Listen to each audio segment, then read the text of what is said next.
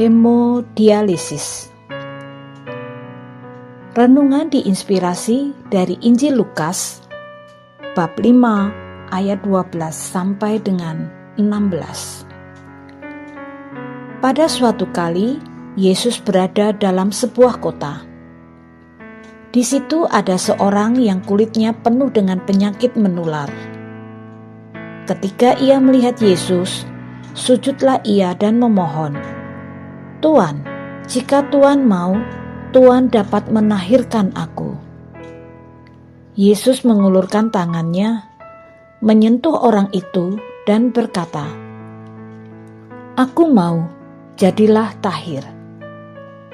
Seketika itu juga penyakit kulit itu meninggalkan dia.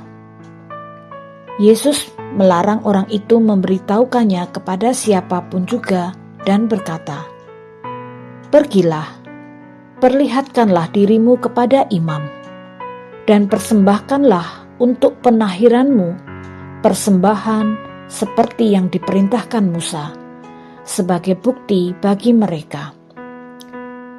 Namun kabar tentang Yesus makin jauh tersebar, dan datanglah orang banyak berbondong-bondong untuk mendengarkan dia dan untuk disembuhkan dari penyakit mereka. Tetapi ia mengundurkan diri ke tempat-tempat yang terpencil dan berdoa. Demikianlah sabda Tuhan. Terpujilah Kristus. Bacaan Injil hari ini mengajak kita belajar dari sikap seorang kusta yang melihat Yesus. Dengan berpasrah, ia tersungkur dan memohon, "Tuan, jika Tuan mau, Tuan dapat menahirkan aku." Bagi bangsa Yahudi, seorang yang sakit kusta dianggap najis, orang berdosa dan dihukum Allah. Mereka harus mengisolasi diri, menunjukkan ketidaksucian mereka karena sakitnya yang mudah menular.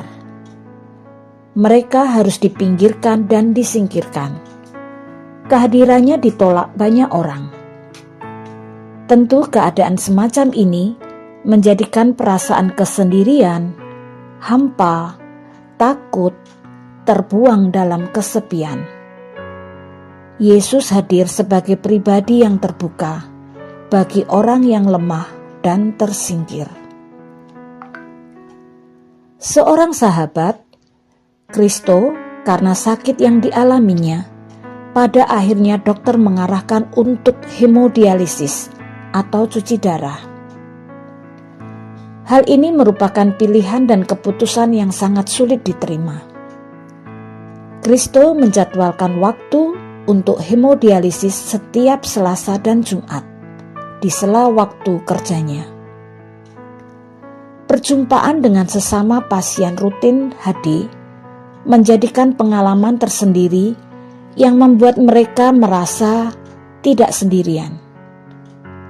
Pertanyaan, kapan tiket boarding ada di tangan, menjadi bahan bercanda di antara mereka.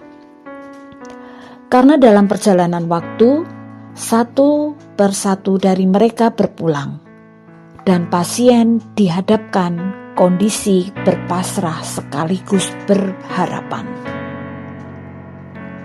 Bagi Kristo, pengalaman cuci darah menjadi ungkapan syukur, sebagai tanggapan batinnya atas karya keselamatan Allah dalam hidupnya.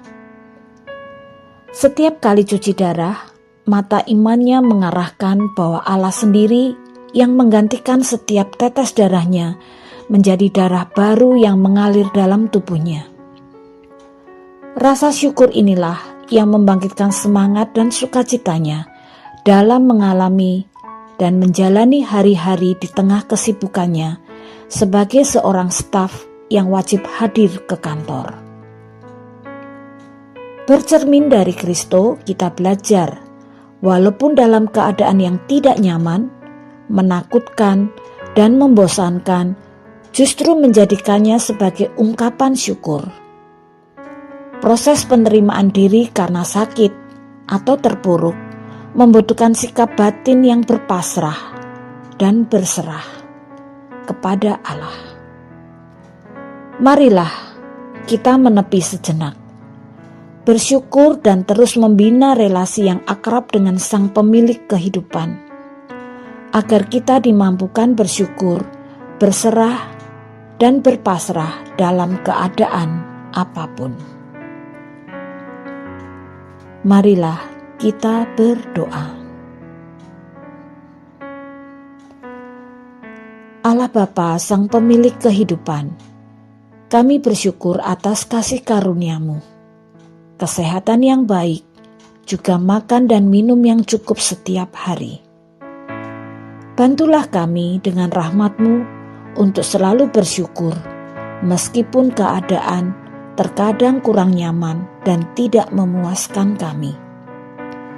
Berani untuk mengundurkan diri, untuk terus membina relasi dengan akrab dan solid bersama-Mu. Nama-Mu kami puji, kini dan sepanjang masa. Amin.